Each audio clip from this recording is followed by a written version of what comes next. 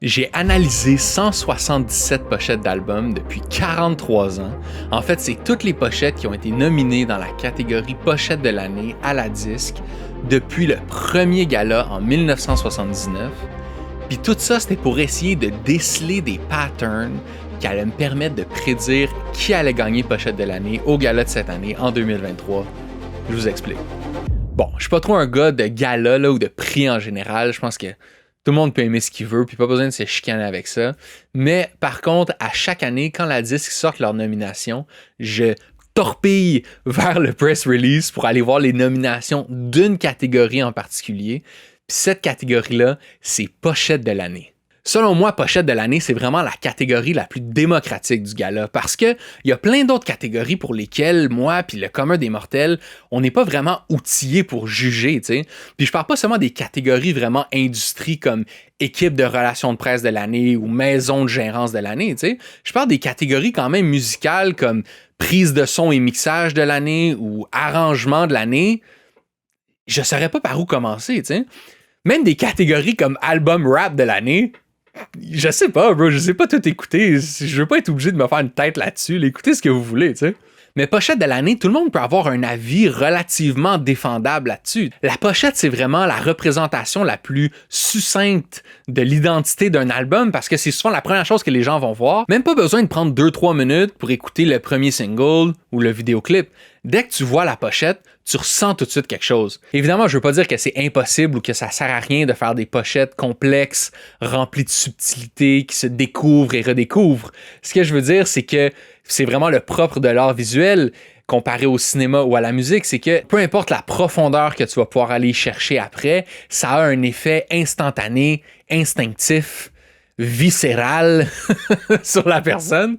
Puis ça, ça touche tout le monde. Et donc cette année, dans la catégorie pochette de l'année, les nominés sont, dans l'ordre du site de la disque, la pochette de l'album Top Minou de Bleu Jeans Bleu, la pochette de l'album Les gens qu'on aime de Philippe Braque, la pochette de l'album Portraits de Double Date with Death, la pochette de l'album Néo-Romance d'Alexandra Streliski et la pochette de l'album Mercure en mai de Daniel Bélanger. Évidemment, ces 5 pochettes-là ont été choisies parmi toutes celles qui ont été soumises par des membres de la disque. Et donc, c'est beaucoup des maisons de disques, mais il y a d'autres genres d'organisations, d'organismes qui peuvent être membres puis déposer des projets.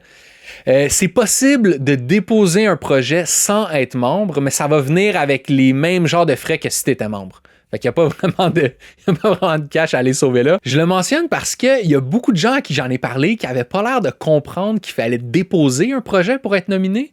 Ils pensaient que les membres du jury, ils chillaient sur Spotify, ils écoutaient des tunes. Ah, bonne tune, peut-être une tune de l'année, belle pochette, on met ça au gala. Mais non, il faut déposer un projet pour être nominé. Puis si le mixtape de ton cousin de Victo, il est pas nominé, c'est peut-être juste parce qu'il l'a pas déposé, tu sais. Mais c'est sûrement plus parce qu'il suck. Comme je disais, il y a 4 ans, je suis comme parti sur une chire de répertorier puis cataloguer toutes les pochettes, les 177 pochettes qui avaient été nominées depuis le premier gala en 79. Puis après ça, je les ai comme analysés selon 50 critères, des trucs qui commençaient assez wide, comme y a-tu une photo sur la pochette? Puis après ça, de plus en plus précis, admettons, cette photo-là, est-tu en couleur ou en noir et blanc? C'est une photo de l'artiste lui-même? C'est un plan buste? C'est un portrait? Est-ce que l'artiste regarde la caméra? Est-ce qu'il regarde à côté? Est-ce qu'il est contextualisé dans un environnement qui fait en sorte que ça a l'air d'être une photo comme documentaire?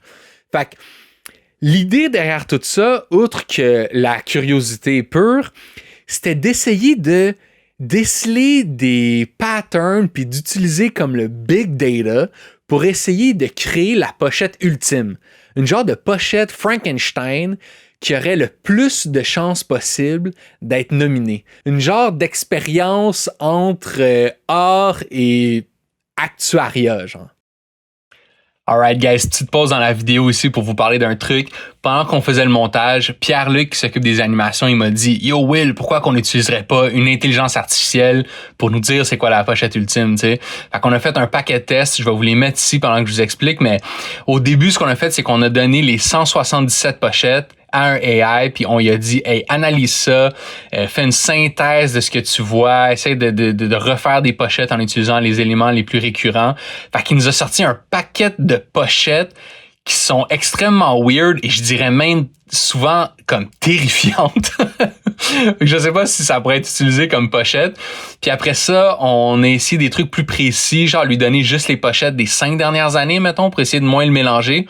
Puis encore là, pas vraiment l'impression qu'on en est sorti avec quelque chose de très concluant, ou quelque chose qui pourrait être une pochette, même si des fois on reconnaît des éléments qu'il est allé chercher, genre. Fait quand même intéressant, tout ça à la maison qui criait genre « Fais-le avec un AI! » Ben, voici genre les résultats, voici ce que ça donne. Fait que peut-être on réessayera l'an prochain. Alright, on retourne à la vidéo.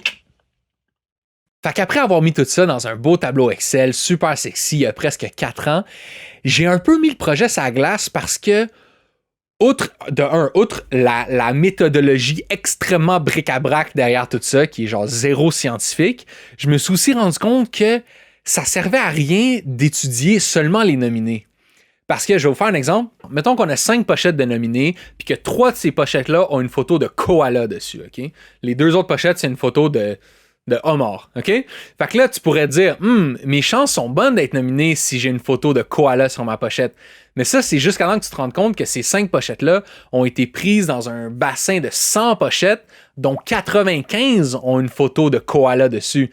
C'est là que tu te rends compte que statistiquement, tes chances d'être nominé sont pas mal meilleures si tu as une photo de homard sur ta pochette.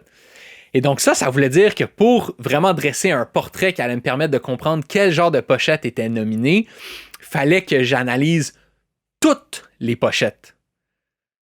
Fait que j'ai mis ça sur la glace. Mais vous me connaissez, j'ai quand même appris un paquet de trucs intéressants en faisant toutes ces analyses-là. Puis j'ai une couple de monde autour de moi qui était au courant de l'existence de cette feuille Excel-là, puis qui me disait « Oui, là, tu peux pas laisser ça mourir, faut que t'en parles, faut que tu fasses quelque chose avec ça. » Fait que c'est ça qu'on va faire aujourd'hui. À la fin de la vidéo, je vais me commettre, je vais faire mon call, mon pronostic sur qui je pense qui va gagner pochette de l'année au Gala de la Disque 2023. Mais juste avant, je vais vous faire un genre de rundown de toutes les affaires les plus drôles, quirky, intéressantes que j'ai apprises pendant mon voyage au pays des pochettes. Fait que, let's go! Donc, premièrement, on ne peut pas passer à côté. La première pochette à avoir remporté le trophée, celle qui a gagné en 79, la pochette de l'album Barbarella, du groupe du même nom, Barbarella, qui est un groupe disco fin 70. En fait, c'est leur seul album. Je sais pas c'est qui la modèle, mais c'est une photo du photographe Daniel Poulain, qui était très prolifique à l'époque. Dans les années 70-80, il a fait beaucoup de pochettes d'albums. Puis, guys, je sais pas qu'est-ce qu'il y avait dans l'eau cette année-là, mais je vous le dis tout de suite, c'est la seule pochette qui ressemble à ça que vous allez voir aujourd'hui. Intéressant aussi, en 79, aucune des 5 pochettes nominées avait la photo de l'artiste dessus. Il y a celle de Plume qui avait comme, on pourrait dire, une représentation graphique de l'artiste, mais bon, techniquement pas une photo. Puis il a fallu attendre jusqu'en 2007 pour que ça réarrive, pour qu'on ait encore 5 nominations sans photo d'artiste. Après ça, en 82, on a une nomination pour la pochette de l'album Hors d'œuvre de François Dompierre. Puis ça, ce qui est drôle, c'est que la pochette est aussi comme une pub pour le Ritz-Carlton. François Dompierre, qui était un compositeur classique à l'époque, avait fait cet album-là avec 10 chansons instrumentales, une pour chaque hors d'œuvre du menu du Ritz.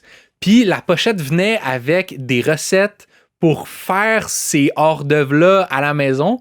En tout cas, assez weird, genre de cross-promotion. Et ça m'a fait penser à l'album I Changed a Lot de DJ Khaled, sorti en 2015. Lui aussi, sa pochette était un genre de flyer pour son nouveau resto de poulet Finger Lickin' à Miami.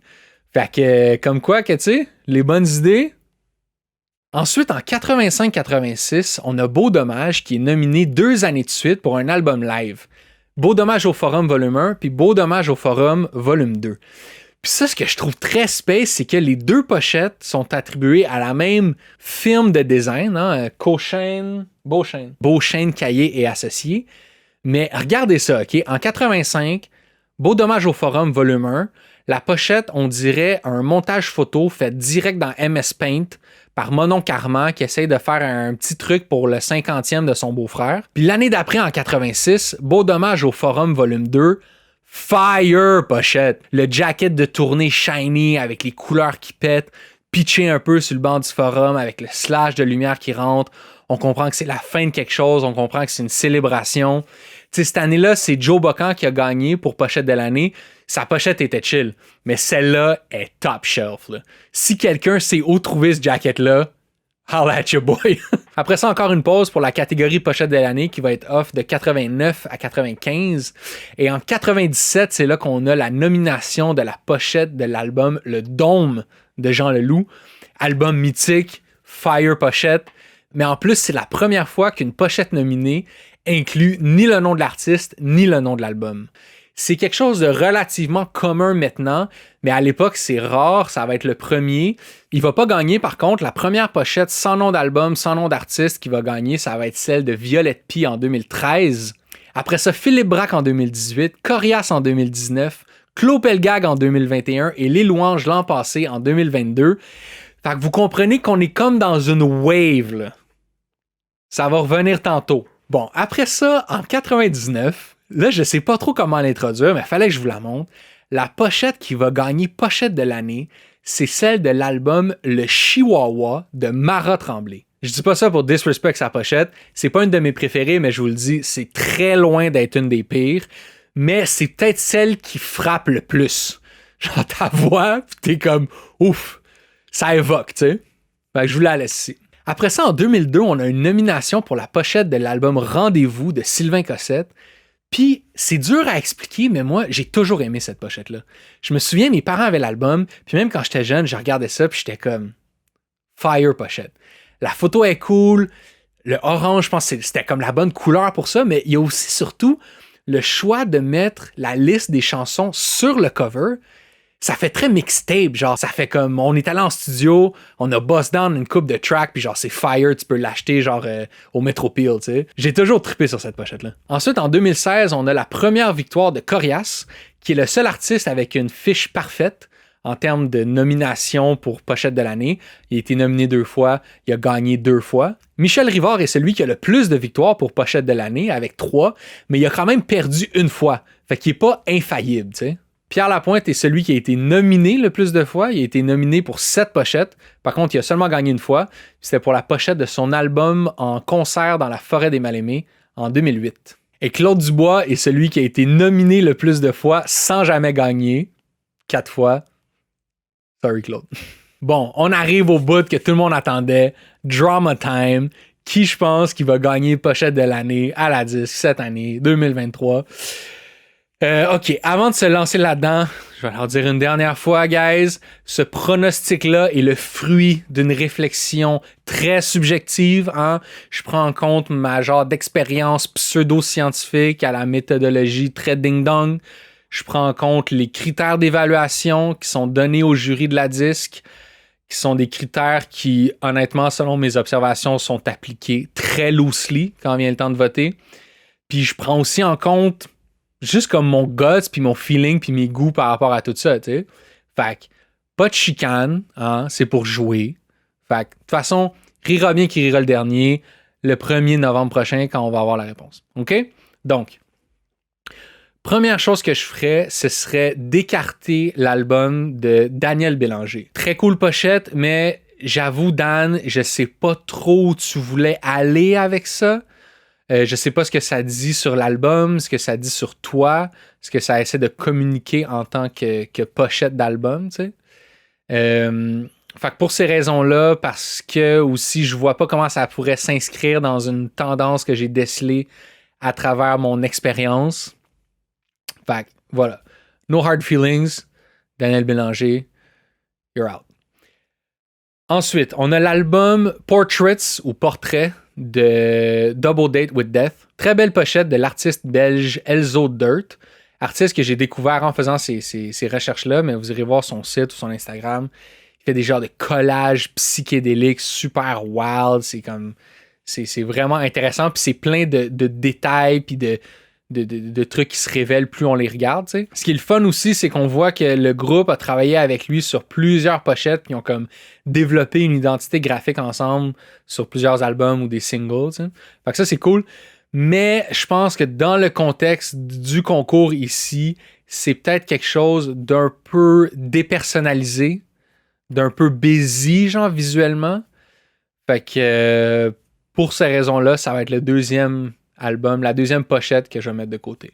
OK, maintenant il nous reste la pochette de Philippe Braque, d'Alexandra Strelitzky et de Bleu Jeans Bleu. La pochette de Philippe Braque, on voit qu'elle s'inscrit dans la wave, pas de nom d'artiste, pas de nom d'album dessus. Fait qu'il score un peu des points là-dessus. Par contre, je pense que c'est quelque chose de quand même un peu abstrait par rapport à ce qu'on a vu scorer fort dans les dernières années, qui étaient des pochettes peut-être un peu plus bold, tu sais. Puis surtout comparé à sa propre pochette pour son album Le Silence des troupeaux qui l'a fait gagner en 2018, je pense qu'il frappait plus. Puis je pense que c'est ça qui va lui faire mal cette année. C'est pas la pochette elle-même, mais c'est le fait qu'il a gagné en 2018. Parce que si on élimine les doublons puis qu'on fait juste regarder en nombre absolu les chanteurs, chanteuses, les groupes individuels qui ont gagné depuis 79, on se rend compte que 60% de ces victoires-là, c'est des one and done. Ils ont été nominés une fois, ils ont gagné une fois, puis on les a plus jamais revus. Après ça, sur les 40% qui restent, il y en a 83% qui ont gagné une fois, ils ont été renominés, mais ils n'ont jamais réussi à regagner. Et donc, il y en a seulement 17% qui ont gagné plus qu'une fois. En fait, c'est juste Michel Rivard et Corias. Et donc, malheureusement pour Philippe Braque, malgré que sa pochette est très belle et qu'elle a des caractéristiques qui pourraient être gagnantes, je pense que ses chances sont statistiquement faibles de gagner parce qu'il a gagné en 2018. Puis c'est pour ça que je vais l'éliminer aussi. Fait qu'il nous reste les pochettes de Bleu Jeans Bleu puis d'Alexandra Strelitzky. Puis je vais vous le dire tout de suite, moi, la pochette de Néo-Romance d'Alexandra Strelitzky, c'est ma préférée. J'aime, c'est simple, c'est bold, on laisse le titre parler. J'aime les couleurs, espèce de rose un peu vieillot délavé avec un gold terni. On dirait qu'il y a un peu de patine là-dessus. Je trouve que ça évoque le temps qui passe ou l'effet que le temps a sur les choses. J'aime le lettrage. Hein? J'ai vu tellement d'albums classiques par mes recherches qui étaient tellement comme solennels, qui se prenaient tellement au sérieux. Ça, c'est plus grossier. On a l'impression qu'on a écrit ça avec un genre de gros pinceau. On n'a pas trop eu le temps de réfléchir à l'espace que ça prenait. Fait qu'on l'a fait en 3 lignes. On sent l'urgence, on sent l'émotion. C'est personnel, c'est vulnérable, je trouve. Puis, fait que j'adore ça. Je trouve que ça reflète bien ce qu'on retrouve sur l'album. Puis je trouve qu'on le ressent en un coup d'œil.